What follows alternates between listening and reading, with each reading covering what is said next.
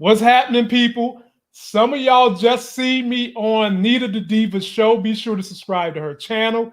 But now we're back on the Life Gain Avengers. The current coach is me. It's Holiday Larry. The living legend Holiday Larry is in the building. How you doing, my brother? Who are you a gift to, my man? Man, I am a gift to the world. You know? Damn right. I am a gift to the world, trying to spread joy, love, and knowledge. And for those who need it, a little bit of ass whooping. But everybody else, love and joy. Love and joy. My man said he handing out that Stone Cold Steve Austin to anybody that wanted. He handing out ass whippings left and right. And suplexing people. And you can cool believe if you don't have a mask on, he's definitely handing out an ass whipping in the mad situation if you get within his 6 feet zone. Got to, mask man. up. Like I'm telling you, I live in a stand your ground state. I'm standing my ground. Hey, speaking of your state, that's a great lead in and to the three subjects we're covering today. And we'll go ahead and start since you mentioned your state. And let me shout out everybody. Mike Willie, my brother. Let me shout out Howard McQuarters. Let me shout out Trisha C.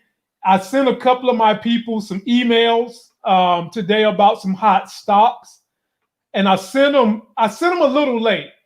But if you got in on Stitch Effects at noon, you still could have made some money. And we will cover that after we get done talking about Larry's state. So my man William is in the building. Chris P. D. Chauncey's in the building. Muchella. Let me tell you something, Muchella, I'm really not dealing with you no more because you come on this channel, you embarrass me. The fans like you more than me. When you come up here and you start all the lock and key drama, Muchella. Look, if you want me to do a cameo on your damn channel the way I just did Nita the Diva, you cannot come on my channel, start trouble, and then get liked more than me. No way. No way. Oh. I don't want to see a single lock and key tonight, ladies and gentlemen. Not a single one. Oh, I left my lock over there. I should have opened it up. Well, leave it over there. Now let's get on into it. Here we go, man. Desmond D, setting it off. Careful, man. Golly. Now, man. Let's get on with this show. Larry, do you mind if I tell people what state you live in? No, man, go for it. I live in Virginia. Larry lives in Virginia. My man Buzz is in the Virginia area. My folk Nita the Diva and Tim are in the Virginia area. And Larry, 703.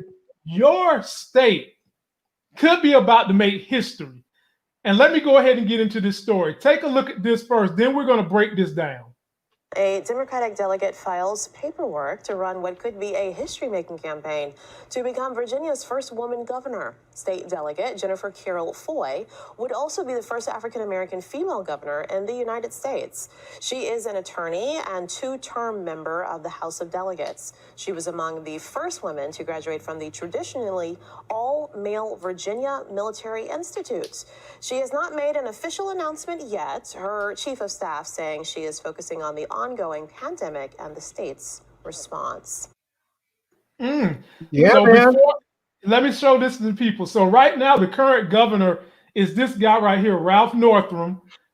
He's been okay, but I'm gonna lean on Larry for his expertise on his governor. And the guy before him was this dude right here, Terry McAuliffe, who I didn't really care for much, but he was a Democrat.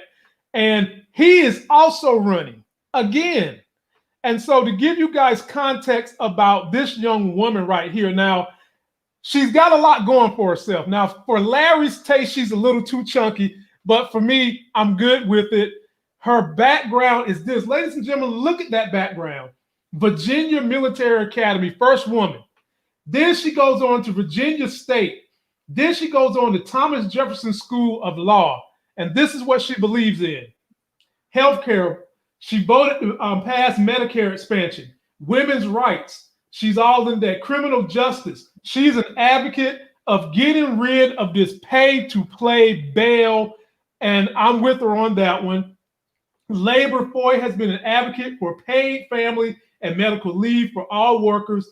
Infrastructure, she supports efforts to expand broadband access, particularly to Southwest Virginia. This is her family bio. Larry. What? I got, yeah, Larry. Larry. What? And she's currently, she was a delegate, and she's going to end being a delegate as of the 20th of this month, so she can run for governor. Larry, I got a good feeling about this woman. Larry, I think this woman could legitimately make a run for the White House. She's 38 years old. She's smart as a whip. She's done a lot in politics. She's got a great, great foundation of people that love her in the state, including your current governor. Larry, talk to me about Virginia and what it would look like if she became the first African-American female to be a governor. Yeah, I mean, I'm down for her. I mean, it seems like she seems legit. You know, look, people were actually sort of priming Justin Fairfax to be that because he's the current lieutenant governor, but he went and screwed his whole situation up. So, look, do you remember when I came to visit you and we got thrown out that hotel because it caught on fire? That was the week. That was the week he was caught up in all that mess. Right. Yeah, he messed himself up for that. So, but I can't, I can't remember the guy's name. I want to say it was something Wilder or something, but Virginia had the first black governor in the country. Yeah, they did. I can't remember the gentleman's name off the top of my head, but I remember him being on the cover of Ebony magazine back in the day. And but yeah, I would really be excited to see her run and win. Man, I can tell you right now, if she graduated, what she did, she graduated from VMI. This woman is no joke, because not just the fact that the Virginia Military Institute is a tough school to get into, it's a tough school to get out of, and they are horribly, horribly racist. I mean, they have a ridiculous long history of belligerent racism towards black people. And I mean, they made movies about it. It's that bad. I don't know if you guys remember, there was a movie made some years ago. I think Pernell Whitaker starred in it. I don't know if you guys remember Pernell Whitaker, the boxer. He starred in it. But he played the cadet that was there, and they were doing all kinds of stuff to try and get him to quit.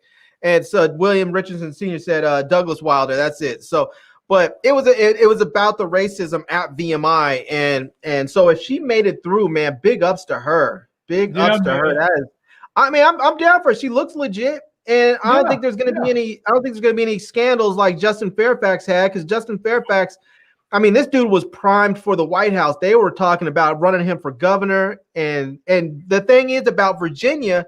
That's interesting. Virginia, you can only serve one term as governor before you have to sit out. Right. It's not even like it's one of those situations where you're going to get in there, you're wildly popular, you're doing all kinds of good work for your state, and then the Democratic Party's like, no, we don't want you to leave because we like what you're doing there. Stay put. They can't even do that because you get one term, and then you have to at least sit out for a term before you can come and run again. So what happens with Virginia, in Virginia politics, you often have people, they run for governor, and then they go to Congress, and they go either to the House or the Senate. That's what what's his name did. Tim Kaine. He was not Tim Kaine. Excuse, was it Tim? No, it was Terry McAuliffe.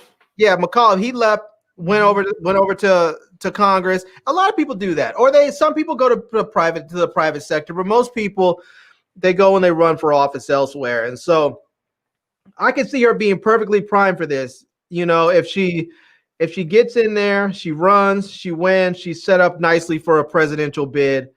And Larry, the first thing when I got to reading her history, when I saw that she went to that school, I was like, man, this chick got balls. And then I went and looked and saw that she had a family. The other thing that came to my mind was she had to have married a white dude to get through that thing. And she married a brother. Not just a brother, she married a around the way looking brother. Yeah, he looked like a legit dude. Yeah, legit dude, legit family, beautiful family. And then I read about how popular this chick is around Virginia.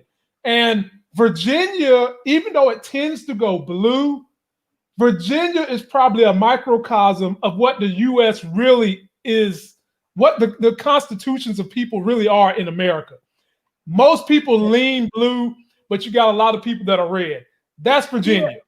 And if you, for those of you who don't know about Virginia, and it's not like I did before I moved here, but Right.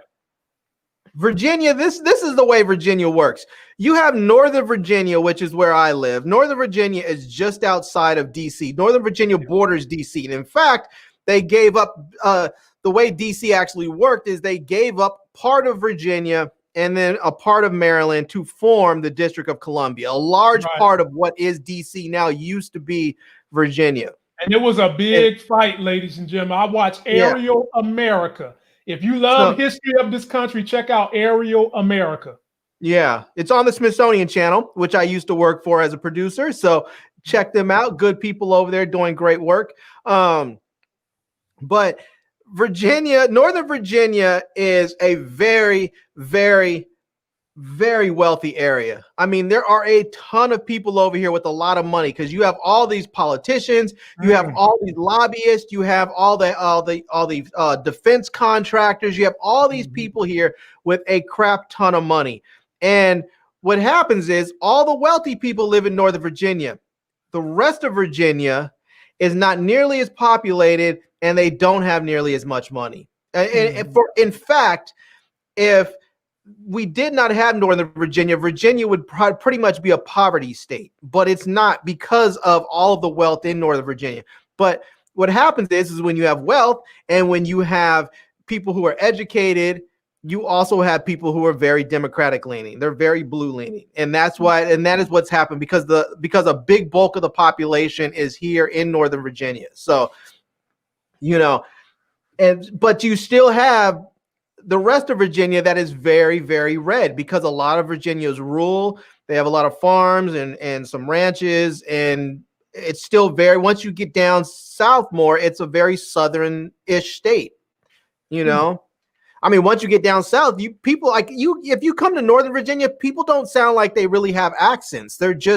But you get down further, people sound like they have what people often think of as a traditional Southern accent. It changes a lot. It changes when you get down there. So, well, I'll be following. The weather's nicer down south, though. I'll say that because. Go ahead. I was going to say the weather's nicer. You can be up here. I've been up here in Northern Virginia when it's been cold, like snow on the ground, and I've driven down like 2 hours or 3 hours down to down south a little bit and near like Hampton, and it'll be 70, 80 degrees. Well, like I said, me and my wife are entertaining the idea of moving from North Carolina, or at very least moving from where we currently live. And Washington, D.C. is something I like the area. And, I wouldn't mind seeing her working for the NIH, the National Institute of Health. Yeah. And I think that would be a great place to raise a child. So if you live in Virginia, y'all might be seeing me in the Washington, D.C. area in 5 years. And I really like that lady, Larry. Oh, and I'm a rocks with her. So we're going to move on. But before we move on, D'Angelo Washington, my brother. Look, I just can't. Coming through like Killmonger. He's coming through like Killmonger, just knocking him down. Just saying Wakanda. Had to go there. So, D'Angelo, this is for you, my brother. I appreciate it. I'm going to have to update my videos, but this one right here is for you. When you just talk about practice, we sitting here, I'm supposed to be the franchise player, and we're in here talking about practice. I mean, listen, we talking about practice.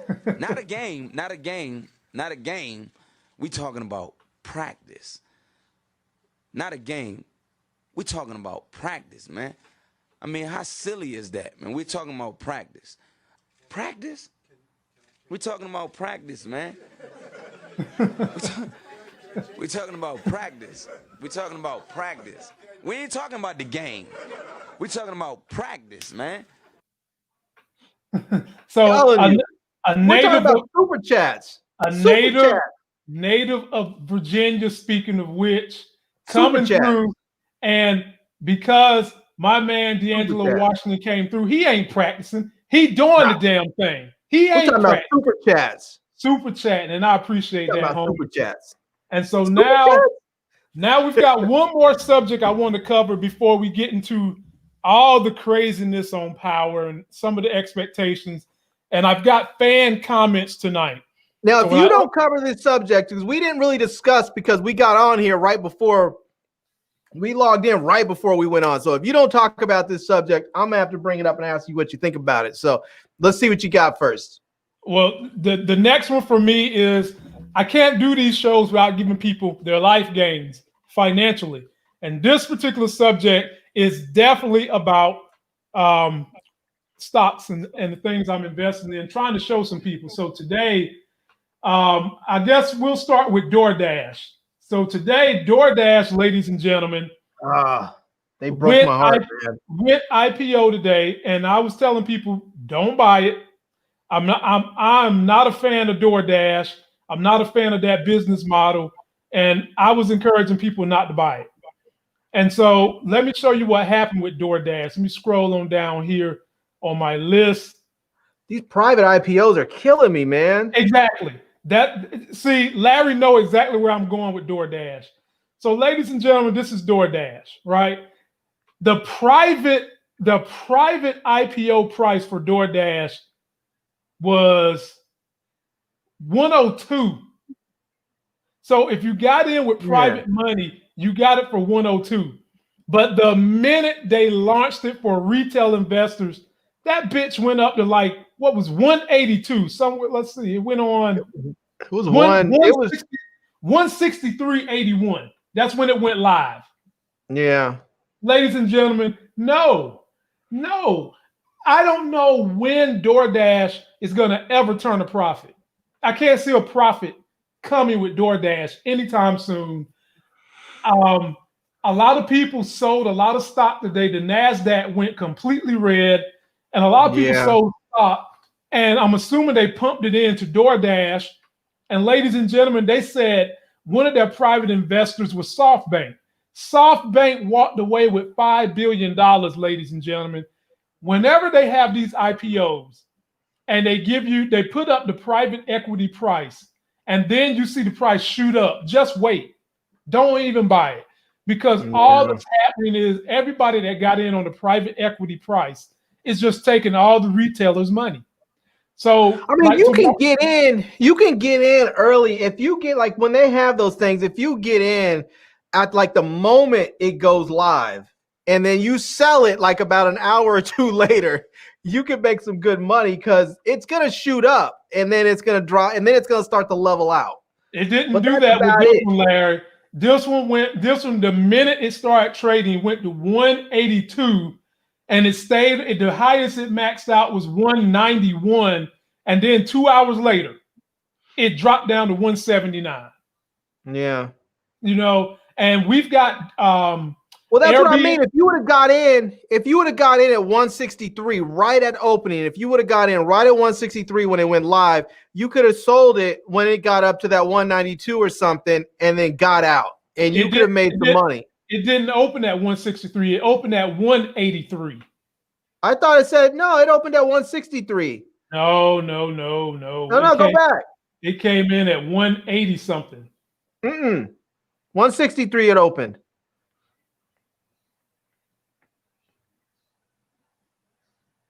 Well, that's not true. Can you see my screen? I can. It's showing 163 at 11 o'clock, and the stock didn't go online until that time, 12:40. It's showing. Okay. And I was watching it on on CNBC, and the first sale was 180. Was this number right here? No, it wasn't that. It was 183. Okay. All right.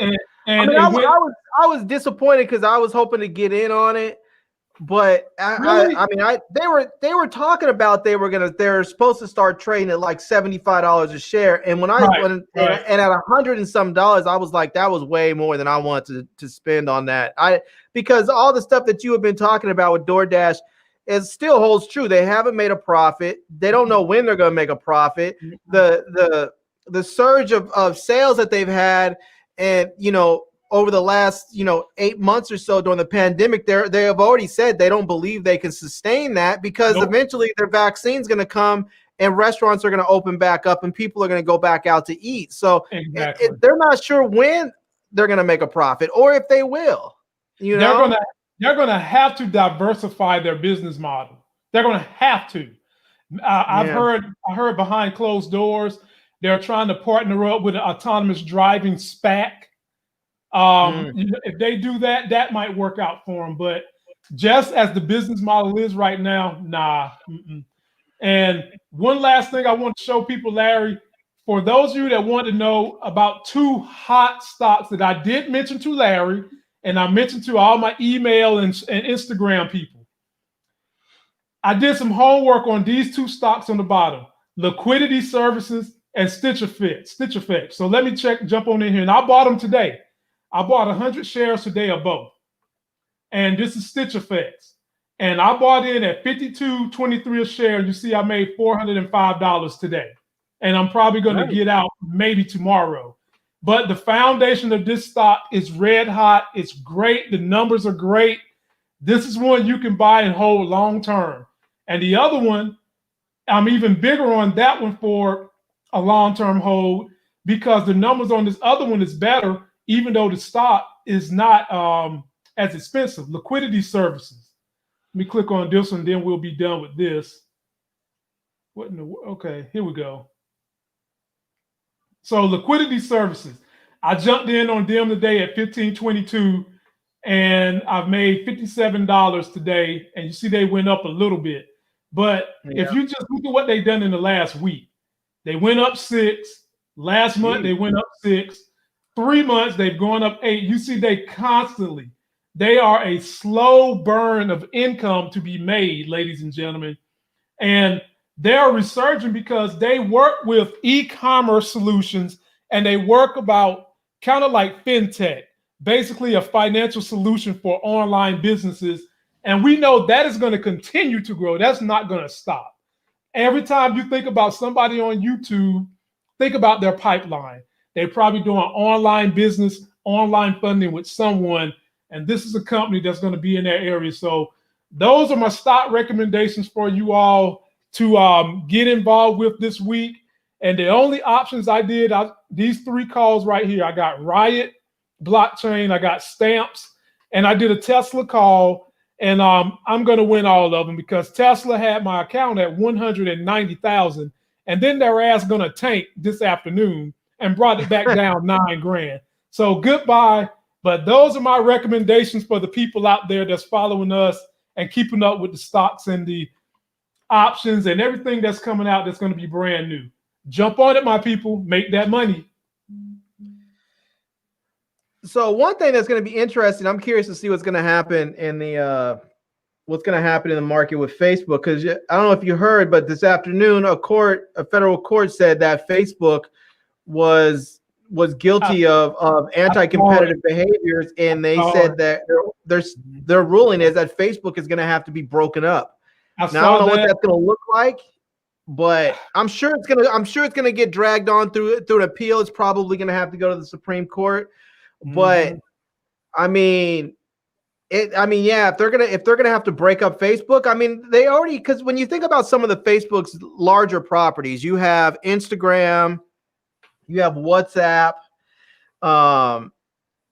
they have some other ones out there I don't really think of, but some of the other things that they have as a part of Facebook is like Facebook Messenger.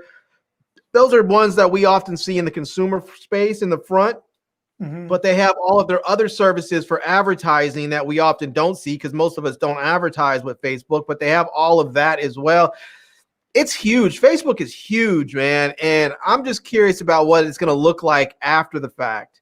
I don't know, man. Facebook has gone through this one time, but they didn't go through it when you had 48 states. Larry, let that sink in. 48 states are joining New York. Do you know how hard it is to get 48 different governors to agree on anything? Yeah. I mean, and they are all, but in one respect, you want them to be doing this for the right reasons. You want them to be doing this because they're not creating a monopoly. But then at the same time, I know that there are some out there who are probably upset, feel like they're meddling, because whenever our government sees an entity that is becoming so robust that it could threaten the fabric of the government, they go after them. They went after Bill Gates and Microsoft. He wound up having to give some backdoor money to Apple, and now they're doing it to Facebook. But one of Facebook's biggest arguments is going to be, because they used the same argument the last time they was in court. What about Google? What Google controls more market share than we do, even though they're not buying up all the competition, quote unquote. What Google has strategically done, Larry, they don't let the competition get to $1 billion company. Like what? No, they buy them early. Exactly. They don't. The thing is, like Facebook doesn't necessarily look at the company. They're looking at the technology. So they're saying, okay, this company is developing this technology. We see where it's going.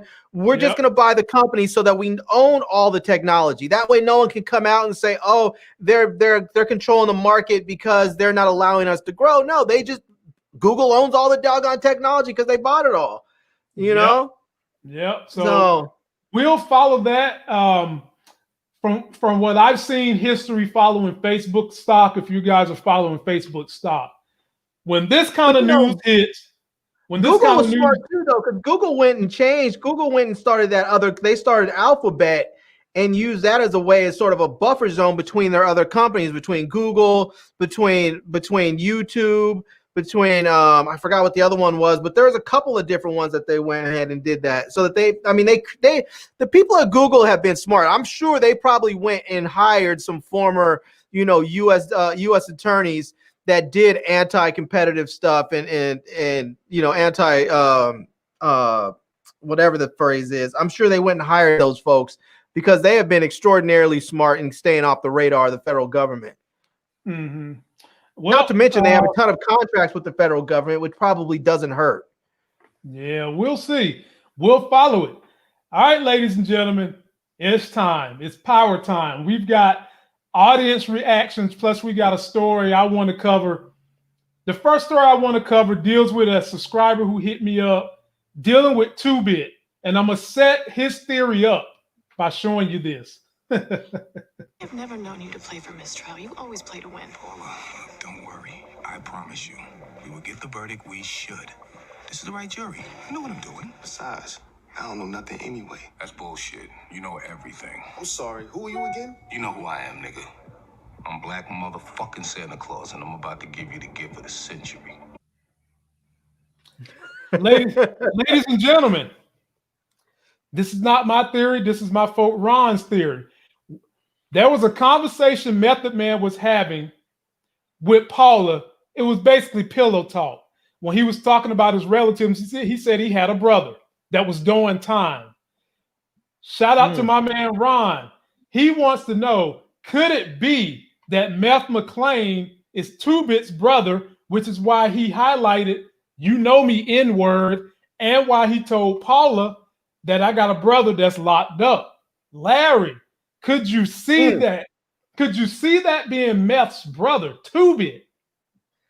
Wow, that would be yeah, that's something else right there. Oh yeah, I don't even know. Hey, well, let's just say that they did make 2-Bit. Let's just say they did make 2-Bit his brother. How would that play into the story? I'll tell you this, from a legal perspective, that works out great for Tasha if 2-Bit turns out to be his brother, because if somehow Tasha does not get out, if somehow she gets convicted, and it comes out that 2-Bit is her attorney's brother, her conviction's gonna be set aside. She's gonna get I don't know if it'll be set aside, but she'll get granted a new trial, because I think at that point she'll have a legitimate appeal to say that she received inadequate counsel, that her lawyer threw the case because he was working really on behalf of her brother, his own brother, rather than her, and used the opportunity of her situation to get him out of jail. And so I'm thinking that it might be great for Tasha, because even though Tasha, you know, if she gets out, it's great for her either way, because if Meth McClain does a great job and gets her out, she's out. If he does a terrible job and she's locked up, she has an appeal that she's likely to win. So we'll see. Well, you know, like Paula just said, when have I ever known you to be playing for a mistrial? And he's looked like he's going for the mistrial, Larry. Like he's still going to get Tasha out, and he seemed like he's cool with it. So it would be very, very, very interesting if they pulled that out. But I would just, yeah, go for it. Remember when when they had that meeting in the chambers, when they had meetings in chambers with Sachs and Meth McClain, and there was and they brought in Rodriguez. They brought in, yeah. And the judge was very, very close to throwing this thing out, telling Sachs, look, this is all too messy. You've got your hands in all kinds of weird places. And he convinced the judge to let the case go forward, but she was very close to throwing it out. And I think if Meth McClain can get a mistrial, that the court is not going to hear this case again. They're going to simply say no to the federal government. No, you guys F this up colossally. There's no way in hell we're going to hear this case again. It's done. She's done. You're out. Don't touch her again. And I think that's where it'll go. Okay. So I can see why he would want a mistrial, because I think it would be best for his client. The best thing would be an acquittal, but if the next best thing would be a mistrial, because I don't think the courts will hear it again. Okay, I can roll with that. I guess, ladies and gentlemen, we'll see. Shout out to my subscriber for that theory. Next one we're going to cover is this little thing right here. Oh man, just make me laugh. This thing right here. Oh, the troll doll. Yes, Larry, the Care Bear troll doll. Larry, give me your top 2 lists. Who's going to kill her? And by the way, shout out to Sharonda from Pair Weight. She cannot stand this girl. She actually got a bad name for this girl that I cannot repeat on my PG channel. Oops, this ain't PG. But it's so bad I can't even repeat it on my channel. She hates Riley. Larry, top 2. Who's going to kill her? Man, I was thinking it was going to be Braden that killed her. But to be honest with you, now that 2-Bit's out, Tariq might put him to work. What? Tariq might be like, this chick needs to go. Oh. I'm just saying. I can get with you on that. I'm sure Tariq is going to say that, but I don't think he's going to make 2-Bit do it. He might be like, 2-Bit may be like, yo, what can I do? I need some work. And he might be like, you may not want this work, but I got this work. And he might be like, oh, that's nothing, man. I got this. He might just pop her off just for practice, just to make sure he's back in there. You know, I kind of feel like they. So you've got 2-Bit. Who's your other person that you think might kill her? No, that 2-Bit's probably my second choice. I honestly still think that Braden's gonna kill her. I think that's gonna be because that is as far as what the writers have shown us this far. They like people. They are very much along the whole Shakespearean way of thinking. They like people getting killed by people close to them, by people that they care about and that cares for them. So I still see it being Braden, and I think that Braden we're seeing Braden going down the whole Tommy route in a lot of ways, where, I mean, we don't know Tommy grew up yet, we haven't seen that, but we're seeing him liking the streets. He has the opportunity to stay off the streets and make money, but he doesn't want to. He likes being in the streets. He wants to be a gangster. And I think if he kills her, I think it's going to change his mindset in a way where he's going to become more hardened, and which is going to probably cause Tariq some issues, because right now Tariq sort of runs everything. But I think if he busts his cherry and kills her, it's going to put him in a different sort of mindset, in a different place, where now Tariq might be like, oh, I need to be worried about him. Not just because he's rich and white and that could bring its own trouble, but because he's actually dangerous. Mm-hmm. And in either case, I think it's going to be Braden that kills her. Right. But I just don't see them doing. I mean, it's too easy to let Tariq kill her. That's just too easy. I mean, obviously we know that if Tariq killed her and then Braden found out, that it would be all kinds of drama between the two. They could have Tariq kill her, and then people are wondering, oh, what happened? Braden's wondering what happened. But unless somehow Tariq can kill her and make it look like an accident, if she gets murdered, the first person Braden's gonna think that did it is Tariq. And so the only way to make that happen is if Braden actually kills her. Well, I think the writers want us to think that Braden is going to do the killing. So my top 2 list of killing Nancy's white daughter, which she looked like she got a little Asian in her. I'm going to say it's going to be that's his niece. Niece, excuse me. Yeah. I'm going to say it's going to be a little bit of white on white crime. So my top 2 picks, Braden is number 2 because I think the writers want to think that. But what if Braden's brother, for whatever the reason, gets pushed into a corner and kills, I'm about to say Holly, and kills Riley, and that be the thing that puts puts Braden over the top to actually put a cap in his brother. I could see the writers going in a direction where where Trace is put into such a box. He knows Braden cares for this girl, and he winds up killing her out of some kind of vengeance, some kind of a get out this corner to hurt Braden. And then Braden turns around, takes out Trace. My top 2 picks, white on white crime, Trace or Braden. Larry, what you think?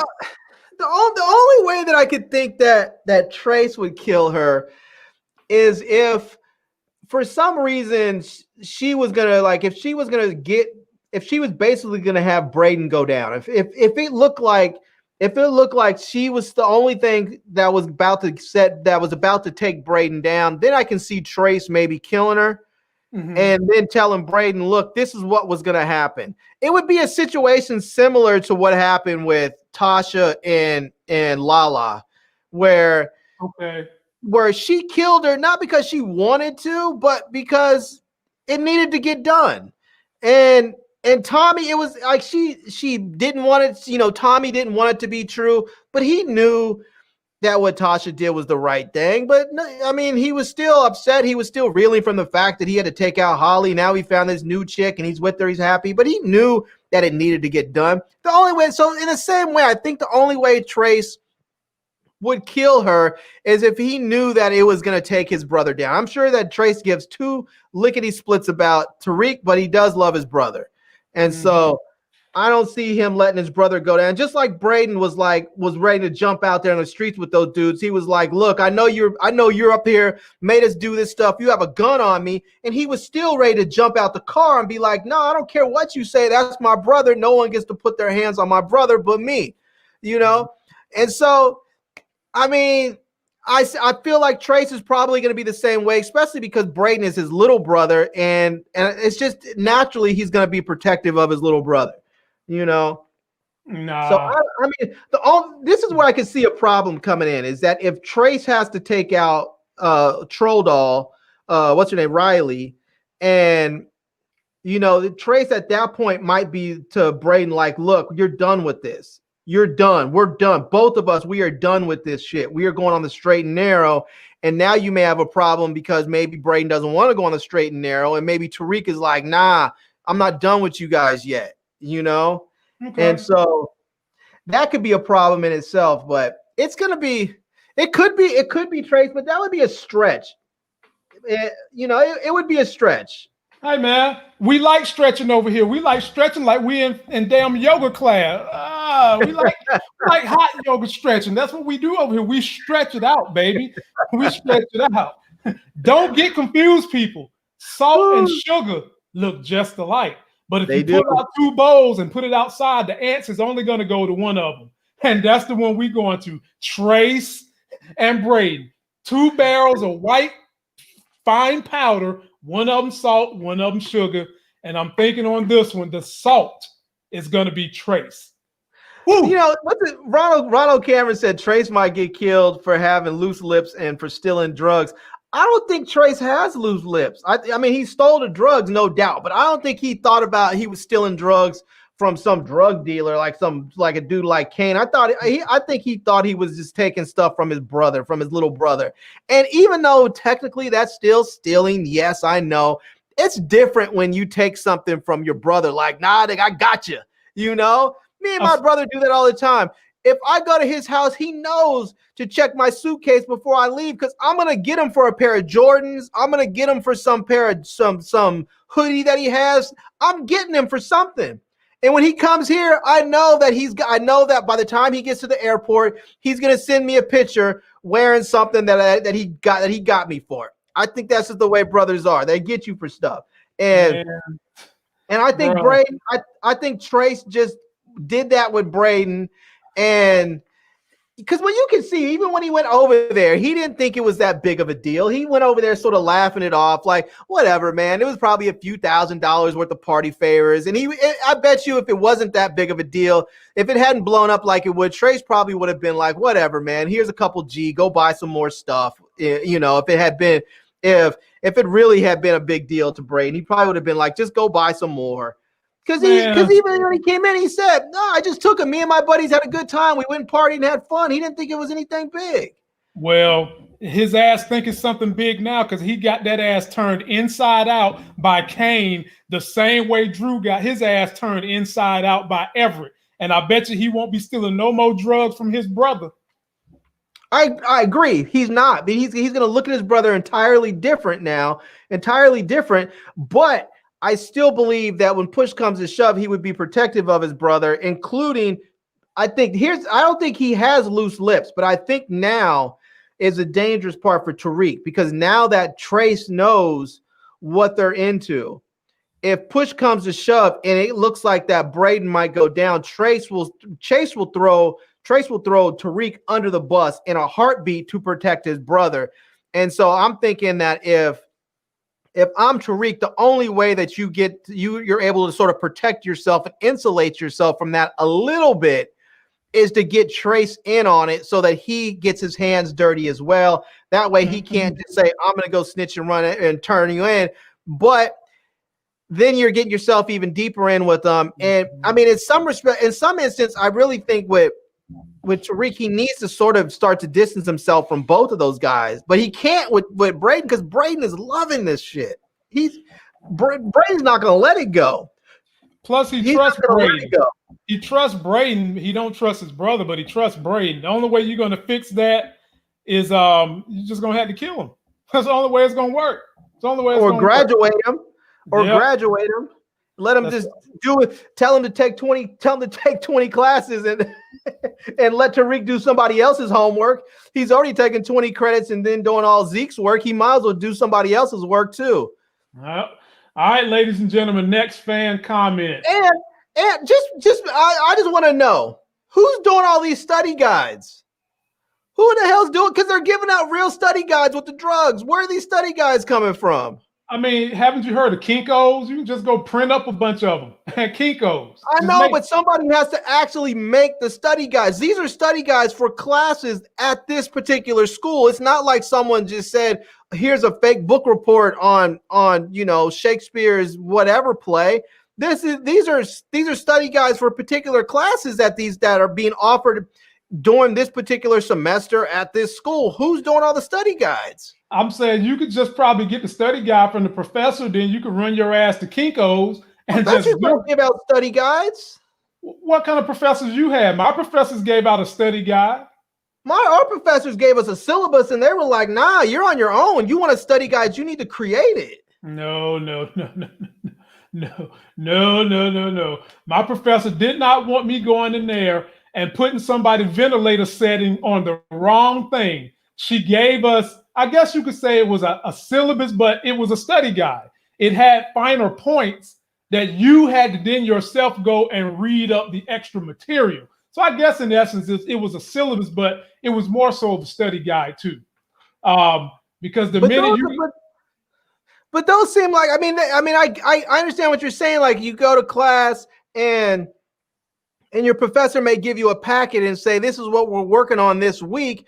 And it may have some supplemental reading material, maybe has some bullet points, but that's not, I mean, maybe you consider that a study guide. I don't know. I'm thinking that if you know that you have a test coming up on, on Western civilization between 1800 and 1900, a study guide is going to go through and touch all the fine points of everything.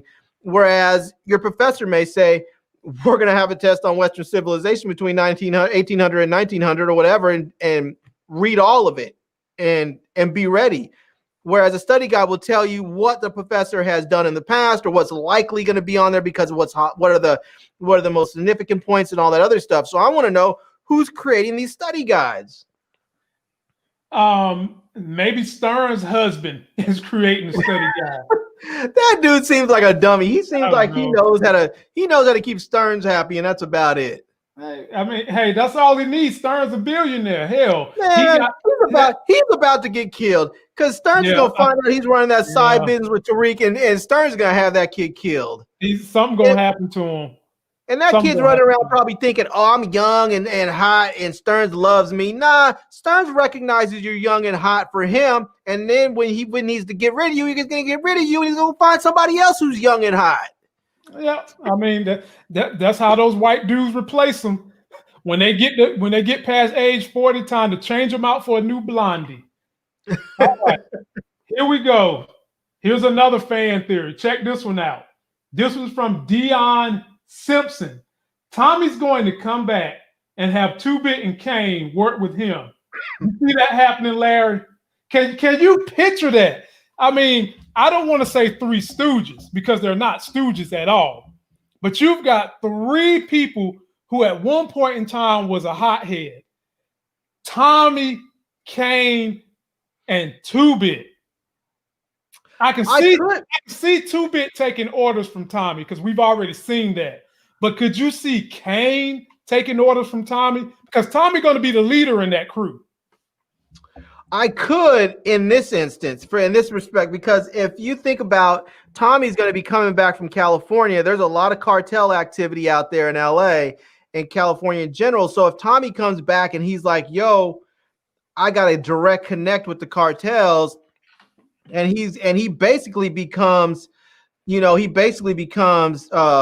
Kane's connect so that Kane could run his own business. I can see him taking some orders from him, especially if he goes and says, look, 2-Bit's gonna run things out here, and he makes, and 2-Bit tells Kane, look, you're gonna be the distro, and 2-Bit basically decides to be the head of the whole thing. Yeah, the whole East Coast thing, and Tommy gets it. Tommy gets the stuff to 2-Bit. 2-Bit gives it out to Kane and whoever else in the different boroughs, and they run. I can see that happening. I'm fine with that too. I'm fine with him having his connection be 2-Bit and Kane in New York while he's doing his thing. I'm fine with that one. So ain't nothing else. I'll tell you what I think is going to happen though. What's that? I think that Tejada's people are going to find themselves in some real trouble, and Mary's going to be like, I have no muscle. I got rid of my muscle. I need Kane back. And she's going to go tell Drew and Diana, go get your brother back. And he's going to be like, nah, I'm not going back. And now she's going to have to beg for him to come back. Yeah, well, we'll see. All right, here's another one. And I've got a real, I don't think this is going to happen. I don't see how they can make this happen. Check this out. All right, this is my folk, Mark Richardson. Tasha's going to die inside before she's supposed to get out. Just like Dre. Because Tariq is going to do something stupid. Last minute. Larry. No. Right. I can't see that, my brother. Mark, I love you. I just can't see them killing Tasha. No way. Mm-mm. Let's be real. We knew at some point Dre was going out. Dre was slippery as a wet eel. I mean, this dude murdered people and went to jail and got out the same day. I mean, this dude was so damn slippery. Eventually, you knew he was going to get caught up. And since the law seemed to always end up, letting him go, you knew eventually the dude was just going to have to get dealt with. And that's what happened. He got dealt with. But I don't see that being with Tasha. Tasha is not somebody who's been super slippery. She just has kept herself out of stuff for a long time. Yeah. You know, And do you remember how Dre died, right? I do. His ass got burned up into prison because that, like you said, his ass is more slippery than a whole can of Valvoline oil, and that Right. oil got his ass burnt up. Right. Yeah. So And he was about to get out again. yeah, he's not gonna die. I mean, she's not gonna die. Now, and here's the other thing is that Not like that. writers often don't like to kill people who hadn't done what they're accused of doing. And so she didn't do what she's in there for. She didn't kill Ghost. Mhm. You know, she didn't kill him. So they're not gonna get her killed for something she didn't do. She may get out and then get killed, but she's not gonna get killed inside. Yeah, I don't see that either. All right, here we go with a new one. This one is from my folk, B. Demick Fisher. Kane, 2-Bit, gonna team up with Tariq. Tasha and Tariq will say Cooper Sacks killed Ghost. Both attorneys will get killed. Okay, Larry, what you think? He's saying Kane and 2-Bit gonna team up with Tariq. Tasha gonna get out. Tasha and Tariq are gonna get Cooper Sacks killed over Ghost, and both attorneys are gonna be killed. Okay. Yeah, I mean that's possible. That's possible. I can see something to that. I can see Sachs getting killed eventually, but Sachs is not going to get killed this season. Sachs is going to be, I think, an integral part of this entire series. Yeah. I think it's going to be a large part where Sachs is going to be he's going to be the one that is constantly going after Tariq. You know, okay. It's sort of the way that, they may swap him out at some point and he may become a partner with Tariq at some point, similar to the way Angela was, where she was going after Ghost for the longest time. And then they stopped. And then she was sort of with Ghost. And then she was going after him. And I can see where they go back and forth with that sometime. I can see Meth MacLean getting taken out. I can see them saying, yeah, he's got to go. And especially if it turns out that, if Tariq looks and sees everything like he's playing both sides of the fence, he takes him out. But if it turns out 2-Bit really is his brother, I don't think that Tariq would kill him. Because I think 2-Bit's going to end up working for Tariq. So, hey man, I've been prophesizing the 2-Bit Tariq 22-bit hookup since last year, and I'm just gonna smile if it happens this year because I predicted it last summer. But right. And for the other brother, I think his name was Mark, who predicted that Tasha was going to be killed in jail. That's not going to happen because that would totally wipe out the inevitable threesome or twosome, really. I guess the beginning twosome between Tasha and Professor Megram, and then later the threesome between Tasha, Professor Megram, and Monet. So we know it's going to happen. It's just when, and you can't do it if you kill Tasha. Here we go with this. Next fan theory. I'm not even going to entertain that. And I don't want to see not one damn lock, not one key down there talking about Professor Carey. None of that mess tonight now. When you make a brother rub his head, you're on the right track. You're on the right track. Here we go with this fan theory. Jeff Thomas. I thought it was Thomas Jefferson at first. He said Tommy learned a lot by the end of Season of Power. He's seen why Ghost did the things he did, and he will see a new Tommy, a smarter one. I can rock with that. I can certainly rock with that. I do feel like by the end of last season, and Tommy seeing Ghost basically die in his arms, that was a new awakening for Tommy. And Tommy had seen that a lot of the things he thought Ghost was trying to screw him over, by the end of the series, Ghost really wasn't. Ghost was trying to protect him, and Ghost wanted to just become lieutenant governor. Tommy never wanted him to do that. Right. But he did see that Ghost was not trying to hurt him. And when he saw who killed Ghost and understanding the reasons why, I think that did soften Tommy a little bit. And I think Tommy did probably gain a lot of education from last season. What you think, Larry? Yeah, I think we might see a smarter Tommy.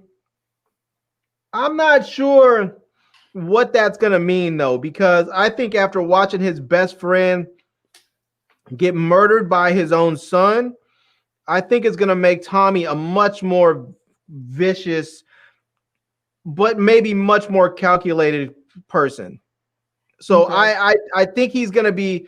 I think he's going to probably be more careful in some of the things, but I think he's also going to be much more vicious. Like, I think he won't be so inclined. Like, if the situation with Tasha and what was Big Booty Chick's name again? The Lala character, Keisha.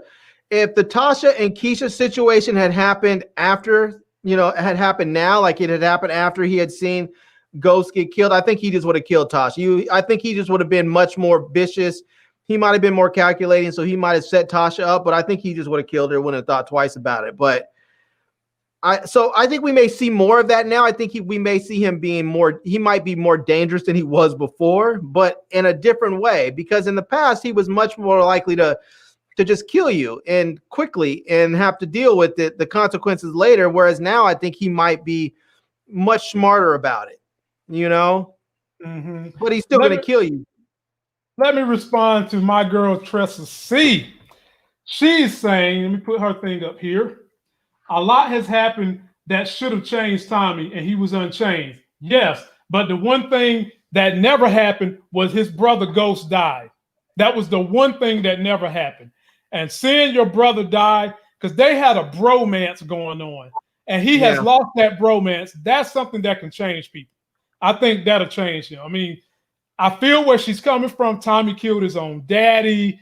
Tommy killed his own girlfriend. He didn't kill his own daddy. Tommy killed him, basically. No, Tommy killed what's his name? What was the dude's name again? Terezi. Tommy killed Terezi. He didn't kill his own daddy. He was never a daddy. Tommy didn't know him as a father until he learned he was his father. Man, my God, for the sake of the show, just roll with it. I know it's not his daddy spent time with him, but he produced the sperm. He killed his daddy. I get what you're saying, but it was still his daddy. No, you're right. I'm agreeing with you. I'm just saying that against the person, what the person is saying that he killed his own. Anyways, go ahead. Yeah, you're right. I'm all I'm trying to say is that he didn't kill his dad. Like for instance, Tariq killed his dad. Tariq killed his dad. You mean with the bond? They had a bond, and so I mean, in essence, what you could say is Ghost was big brother and kind of a father. No, if anybody was a father figure or I guess a teacher, big brother, maybe it was Kanan, because Tommy and Ghost both learned from Kanan, and Tommy had a certain level of respect for Kanan. So you can kind of say Kanan might have filled that role for him, but Tommy killed Holly, and he had love for Holly. It just wasn't to the degree of love that he had for Ghost. Right. So, and somebody, what's her name? Viola McGowan says, yes, he did kill him. I'm not saying that Tommy didn't kill Terezi. What I'm saying is he didn't kill his father.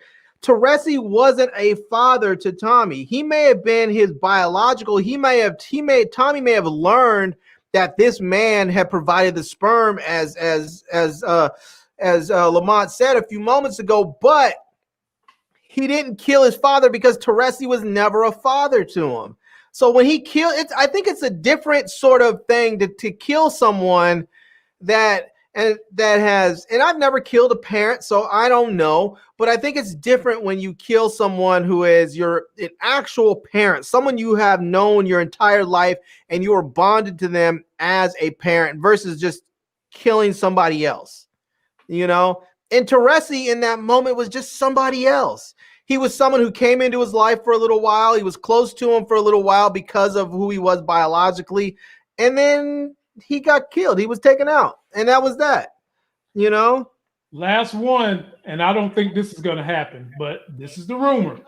And I want you guys to let me know what you think about this. Mark Richardson again. Y'all know Forrest has been moved to Chicago. Can anybody confirm that? Because I haven't read nothing that says Forrest. is moving to Chicago. He's talking about Tommy's story. Oh, gosh, I don't know. I don't. I mean, I'll be honest with you. Don't we have enough with Chicago with Shameless and with the Shy? Hey, but we ain't got no power franchise in Chicago.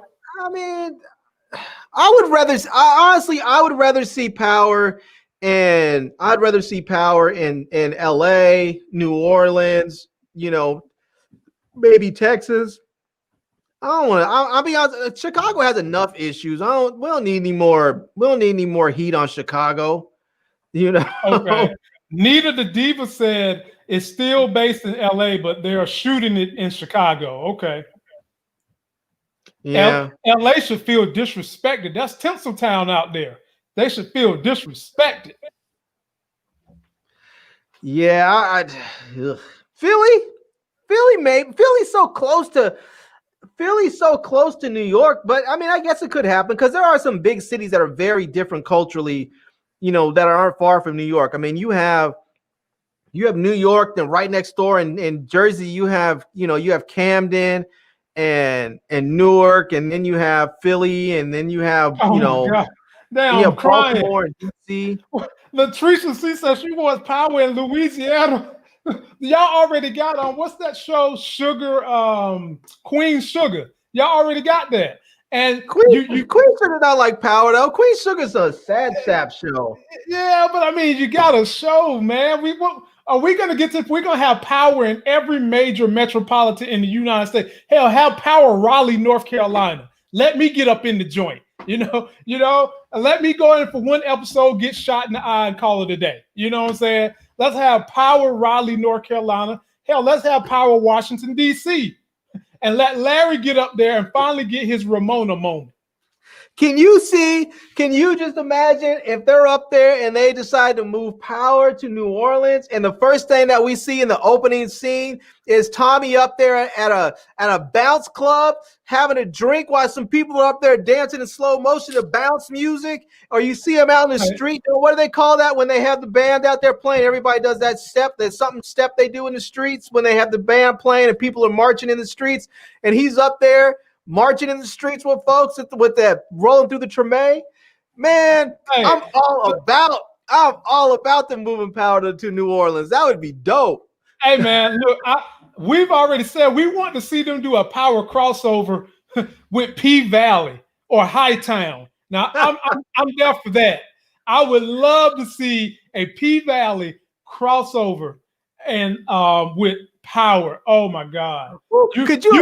You're gonna have to basically nail Drew in a closet to keep him away from Uncle Clifford. I'm telling you. I'll tell you. Here, this would be great. This would be great. Imagine this. Imagine that they show Two-Bit and Tommy in New York at the end of this season. The Power Book goes Power Book 2. They show Tommy and Two-Bit leaving New York to drive back to California, and they get ready to start the next season of what's that damn the stripper show with the one with the pink P-Valley. They start the next season of P-Valley showing Tommy's Mustang pull up to P-Valley and him and Two-Bit get out to go into the pink.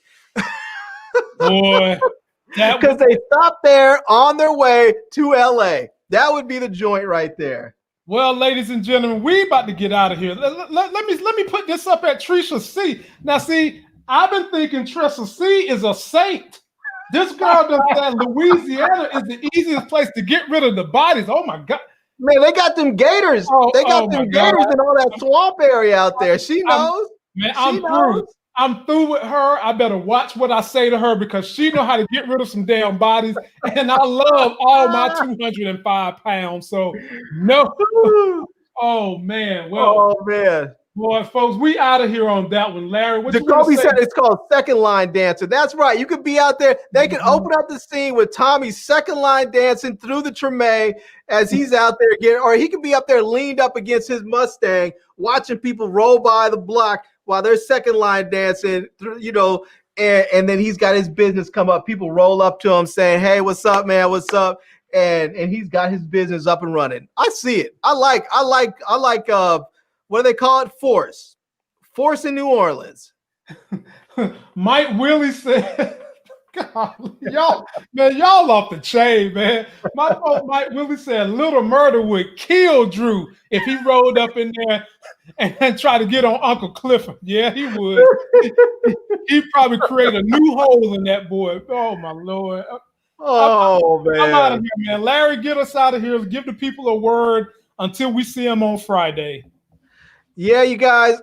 First of all, I want to say to all you that came that was looking for my live stream, I was tired. I didn't want to do it. And when I finally just got motivated to do it, it was like 3 a.m. my time. So I did a very short one. I expect to do one tomorrow. So I'm going to try and get it in early. I don't know how early. It's just going to come when I feel it, but it's going to get in early. And I'm actually gonna do a live stream tomorrow and give some stuff away and try and get everything shipped out so people can have it in time for the holidays. So check that out. And also, again, people, I don't care if I sound like a nag. I don't care if I sound like the worst nagging housewife on the planet. Put on a damn mask. Wear your mask. Maintain social distance. I mean, for real. We have still record deaths. We still have record rates of infection. We still have every single state in this union in red or beige or whatever it is that color is, whether they're holding neutral or they're gaining. Nobody's in the green. Nobody is in decline right now. So please, please, please wear a mask. If you see somebody yesterday, I was parked out in front of Best Buy because I had to go buy a new hard drive for my backup. And there was a guy about to walk into Best Buy without a mask, and I rolled down my window and I said, "Put your mask on."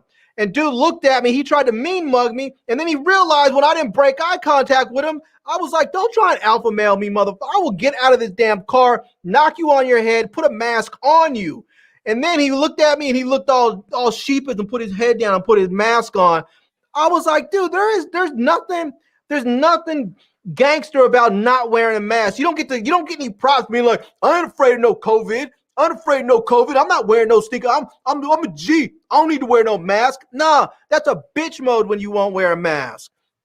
These people are up in there putting their lives on the line so that they can go to work and help provide you with whatever you need while they're at work. The least you can do is protect them. You have hospitals filled up. You have doctors and nurses that are dying and getting sick, trying to keep you people alive. And all you have to do is wear a damn mask. So wear your mask. Wear your mask, wash your hands. And until that next Sex is Hell video, buy you some Airbnb tomorrow, and we'll see you. Peace.